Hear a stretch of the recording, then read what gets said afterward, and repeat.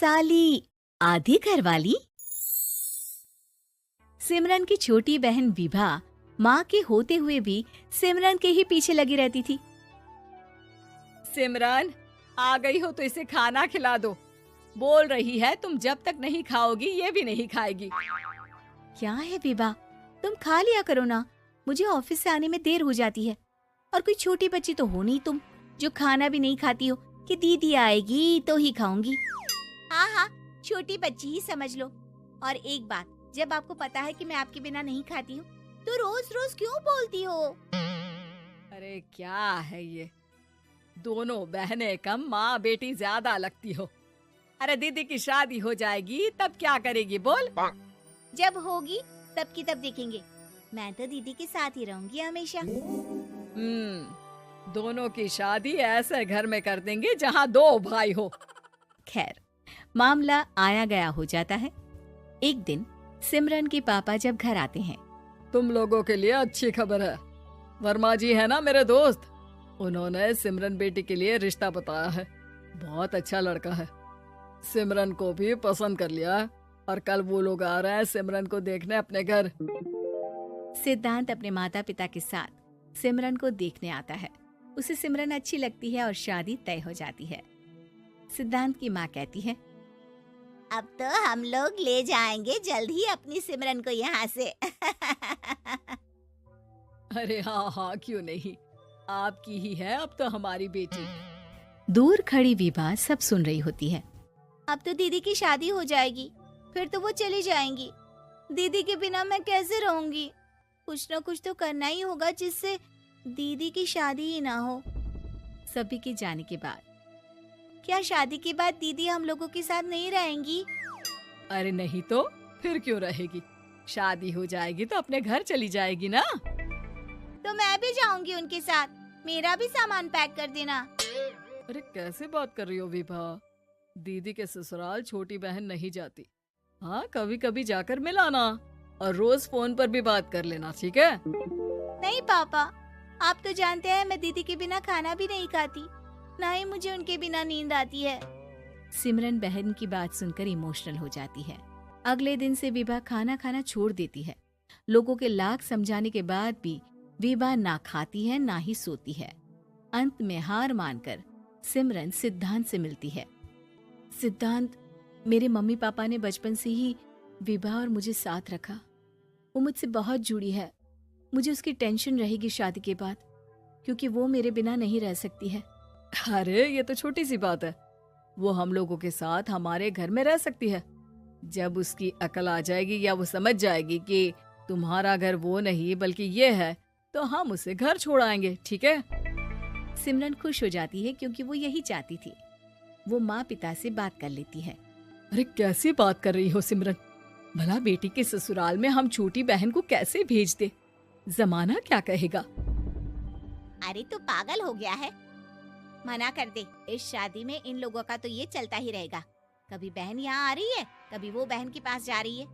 अरे शादी हो रही है, कोई मजाक थोड़ी ना हो रहा है ना बाबा ना। माँ कैसी बात कर रही हो? सिमरन से मैं जुड़ाव महसूस कर रहा हूँ और इतनी सी बात के लिए इतनी अच्छी लड़की को कैसे छोड़ सकता हूँ? सिद्धांत की भी जिद होती है कि वो सिर्फ सिमरन से ही शादी करेगा, और होता भी वैसा ही है।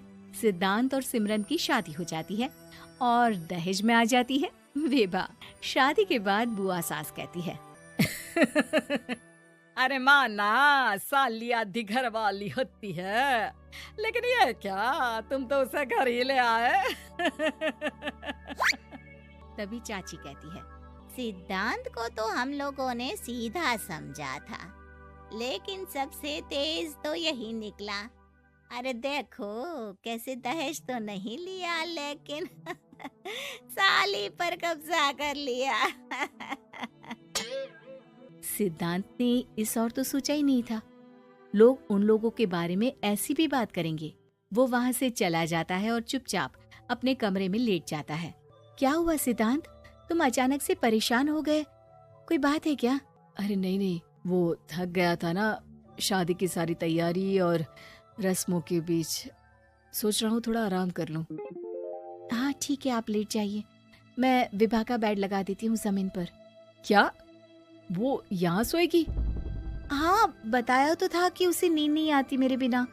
तो तुम आराम से लेटो ऊपर, हम लोग नीचे बिछा लेते हैं। अरे नहीं नहीं, तुम दोनों आराम से लेटो ऊपर, मैं माँ पापा के रूम में जा रहा हूँ। सिद्धांत वहाँ से दूसरे कमरे में चला जाता है, जहाँ सिद्धांत के पिता उससे कहते हैं, क्या बात है बेटा, तू उस कमरे में क्यों नहीं सो रहा? बहू से लड़ाई हो गई है क्या शादी के पहले दिन ही?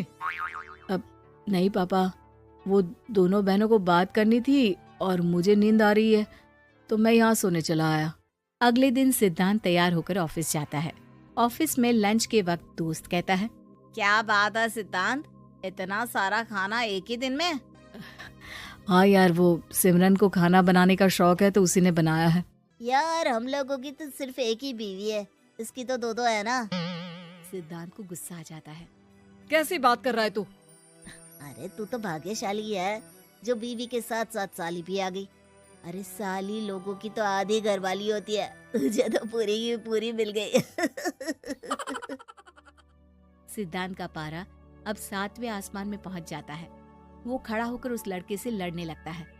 हाँ, मेरी शादी में मेरी बीवी के साथ मेरी साली भी आई है, ये सच है, लेकिन सिर्फ कुछ समय के लिए, क्योंकि उसने सिमरन को बचपन से ही माँ की तरह देखा और यूं अचानक वो सिमरन से अलग नहीं रह सकती थी। इसलिए सोचो, अगर मेरी बीवी उसके लिए माँ का स्थान रखती है तो मेरा दर्जा क्या हुआ? तभी वहाँ बॉस आ जाता है। माफ करना सिद्धांत, यहाँ इस मेंटल लेवल के लोग हैं, जरूरी नहीं साली सिर्फ आधी घरवाली ही हो, कभी वो छोटी बहन तो कभी बेटी भी होती है। वेल डन सिद्धांत। सिद्धांत को अब ऑफिस में कोई कुछ नहीं कहता, लेकिन आस पड़ोस का वो तो वही हाल रहता है। सिद्धांत ऑफिस से घर की ओर आ रहा होता है कि रास्ते में उसे अपनी कॉलोनी का दोस्त मिल जाता है। क्या बात है, चेहरे की चमक बता रही है, शादी से बड़ा खुश है तू, क्यों? हाँ यार, अच्छी लड़की और अच्छा परिवार मिलना कहाँ होता है जल्दी आजकल। यार हमें भी दिला देना ऐसा परिवार जहाँ एक के साथ एक फ्री की स्कीम चल रही हो। सिद्धांत को फिर गुस्सा आ जाता है। वो दोस्त को मारने के लिए हाथ उठाता ही है कि वहाँ विभा आ जाती है। अरे जीजू, रहने दीजिए ना, ये लोग नहीं समझेंगे कि इंसानियत क्या होती है। ये सच है कि दीदी से कैसे दूर रहना, ये मुझे पता नहीं था। आपने मुझे दीदी के पास रहने का मौका देकर ये समझने का मौका दिया कि लड़की का असली घर उसका ससुराल होता है। मैं समझ चुकी हूँ, मैं जा रही हूँ जीजू, लेकिन मैं खुश हूँ कि आपने मुझे अपनी छोटी बहन समझा। सभी उन लोगों को देखकर ताली बजाने लगते हैं।